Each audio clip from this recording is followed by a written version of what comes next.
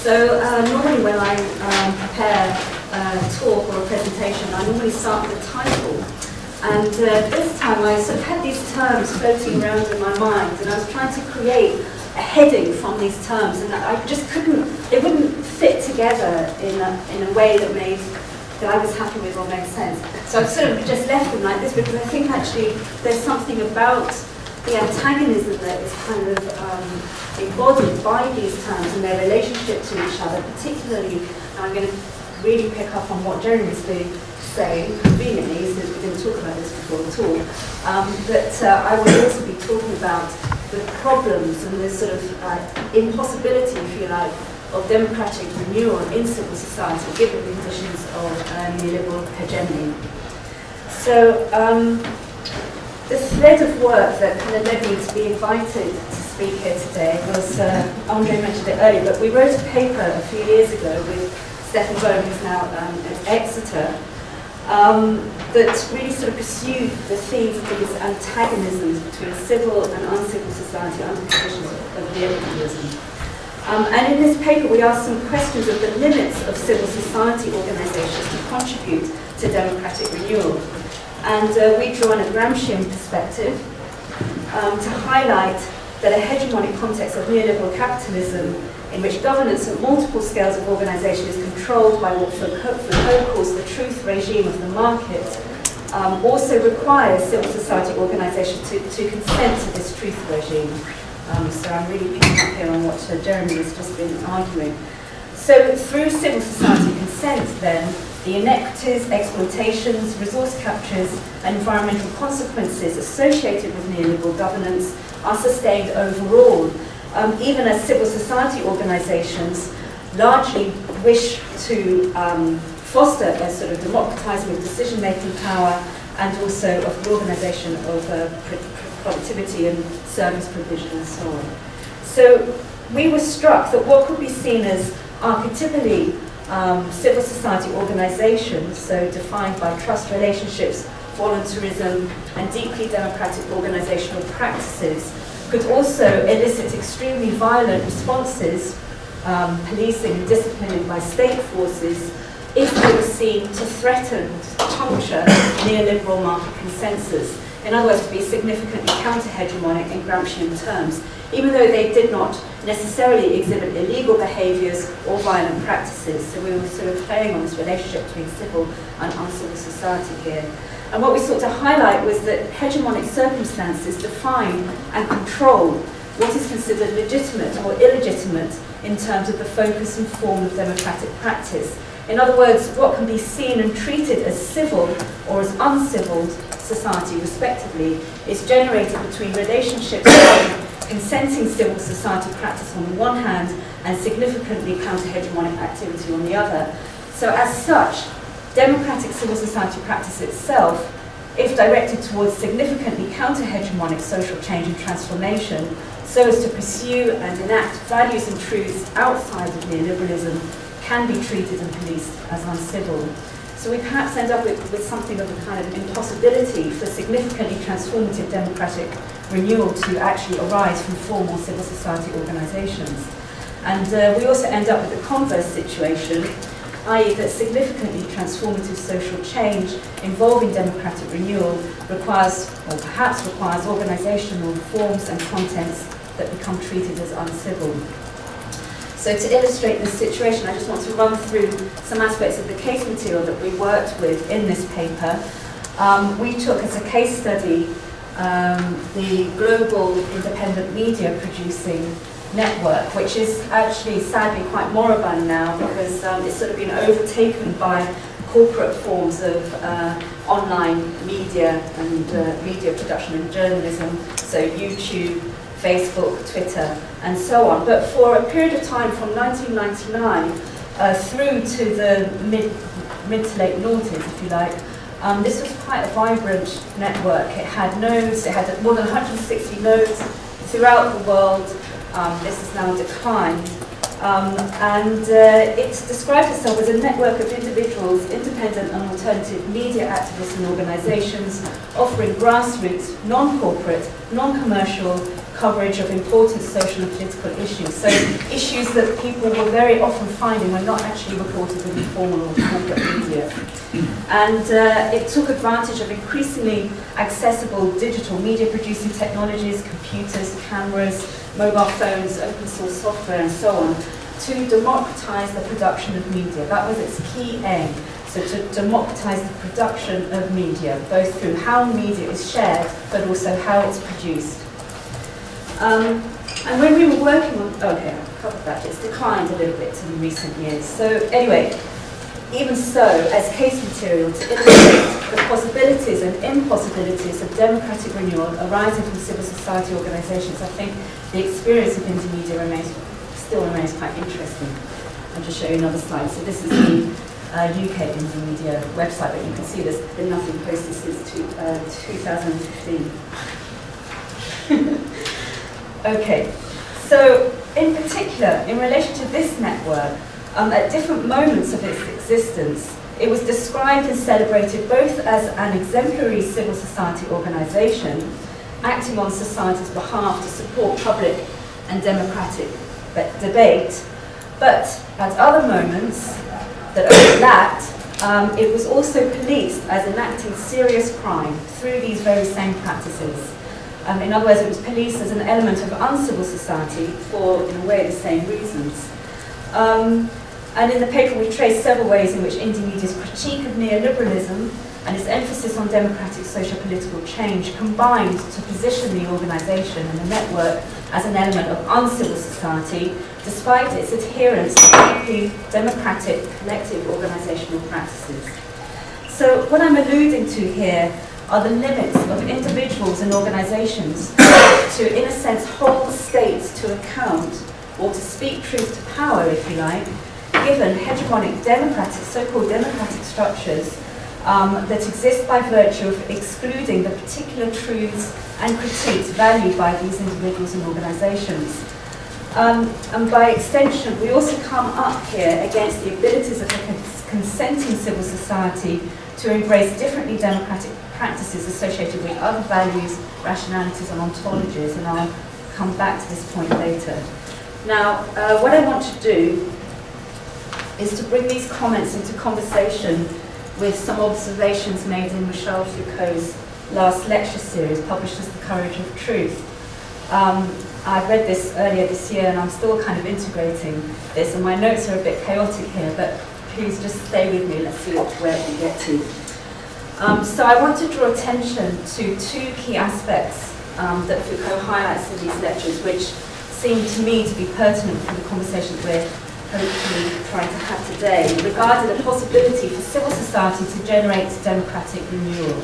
So these are, firstly, some of the intractable ambivalences regarding the possibilities of speaking truth to power or of ethical truth-telling in political democracy, which Foucault highlights, and he uses as his kind of key exemplar here, the life and death of Socrates, who of course eventually chose death as the sentence of the democratic state of the time, in the course of staying true to his truth, which was threatening in relation to the state. So this example, Foucault kind of mobilizes to suggest that one may risk death when one wants to tell the truth regarding injustices in the game of a democratic regime. That can be the ultimate limit where truth-telling can come up against. So the second point is that Foucault pays significant attention to what he refers to as other ways of living or other modes of existence. So of ways of living that uphold and embody the values of the philosophical life, as he puts it, but that are scandalous to the institutions and values upheld by the political democracy of the time. And here he draws attention to the cynics, who were despised by the formal democratic institutions of the day, even though in their practices of living, their kind of modes of living, and their free-spokenness, they arguably were closer to the values celebrated and espoused in the philosophical discourse inspiring these institutions. So their practices contained a radical critique of materialism, a belief in sharing through forms of communal organisation, freedom from attachments, and free spokenness, of course. So their truth-telling manifested in their mode of existence, in the form of existence as a kind of living scandal of the truth, as Foucault puts it. Now, Foucault connects this too, later in his text, to those others on the edge of the modern state, which he sort of invokes as a trans-historical or a permanent cynicism, if you like, represented by militantism, avant-gardism, revolutionary practice as a form of life. He refers to these as, if you like, contemporary cynicisms with the courage to be independent. So we might connect this back to the case that I was referring to of the production of independent media, as well as to other forms of contemporary counter-hegemonic organizational practice which have a deep critique of hegemonic values and structures at their core. In the examples mobilized by Foucault, it is ethical care and truth-telling that generates change at all levels. So change in both the conduct of individuals and also in the general configuration of the world. So the micro and the macro are deeply connected here in this analysis. Care mobilizes a form of life which would not just reform individuals, but which would completely reform a world. And for the context of which he writes, he says the true life is an other life. It is a whole other world which has to emerge. Indeed, the objective of this life of benediction is the transformation of humankind and of the world, a transformation that cannot arise through the formal democratic organization of the polis. Okay, so I think these are quite remarkable statements for their invocation of practices and ways of living that are associated with radical otherness and the necessity of these practices to effect transformations of the world. And as I was reading this text, I kept being reminded of some of the, if you like, radically other contexts in which I work, which can also be in rather deep tension with processes of democratic change and the roles of formal civil society organizations in many areas of governance. So my background is in anthropology, and most of my research actually takes place in Namibia in Southern Africa, where I've worked on and off for about 20 years, more than 20 years actually. So I'm just going to show you some images of some of the contexts that I've worked in. Okay. I can't tell you very much what's going on in these images because there isn't enough time, but what I will say is that most of these images are of various practices of care or of healing founded ontologically in what is understood here by of the nature of the soul, enacted by people that I know in these contexts. So these are contexts whose interactions with the modern and emerging democratic state has often been difficult, although internal societal organisation might be said to be both relatively egalitarian and perhaps deeply democratic in terms of wide participation in decision-making. Particular frictions that arise as these societies have become enrolled in the modern state are to do with conceptions and practices of human relationships with other than human natures. And these conceptions and practices quite often rely on what we might say are other modes of erudition, to return again to Foucault, modes that frequently risk being silenced, often in their encounters with formal civil society organisations. So I just want to say something about this before I finish. In the areas of environmental management and biodiversity conservation, for example, what often happens is that a range of civil society organisations arise to improve procedural and distributive aspects in relation to biodiversity access and conservation. What this basically means is that a variety of non-governmental organisations, as well as transnational governance networks like Conventional Biological Diversity, work to increase local people's participation in decision-making structures and or to increase the flow and distribution of income arising from natures where people live. So policies and issues that tend to be emphasised are things like access and benefit sharing, payments for ecosystem services, the sale of carbon credits from local forests, and so on.